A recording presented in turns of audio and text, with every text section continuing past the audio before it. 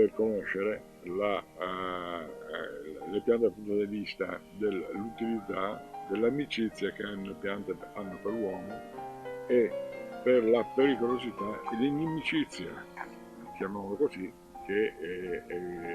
hanno verso l'uomo. Termini che danno la misura di che cosa fossero le piante per Gianni Anselmi e perché abbia messo l'impegno di una vita perché venissero conosciute da tutti grazie agli orti botanici. Ecco perché sia lo spazio all'interno del perimetro del Liceo da Vinci che soprattutto quello di Via Nazioni Unite non devono essere dimenticati, come purtroppo versano ora, e la visione lungo la Feltrina non lascia dubbi. È stato uno sfregio che è stato fatto dalla precedente amministrazione che ha di fatto annullato i fondi e lasciato andare in stato di abbandono quell'orto botanico, dove tra l'altro io sono proprio cresciuto perché ricordo le giornate, le domeniche passate insieme ai miei genitori e proprio a Gianni Anselmi, proprio a far volontariato, a lavorare e a passare momenti di condivisione proprio in quel parco. E proprio per questo dal sindaco arriva una promessa a tutti i cittadini. L'orto botanico, proprio in nome di Gianni Anselmi, tornerà a rifiorire, ma con lo scopo che Gianni aveva voluto dare, proprio quello di orto botanico, quindi non sarà un giardino, non sarà un'area sgambatura cani,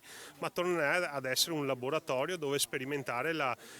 piantumazione di piante autoctone. Lo dobbiamo fare per Gianni, per la comunità di San Paolo e anche per Busnello, al quale è intitolato appunto l'orto botanico.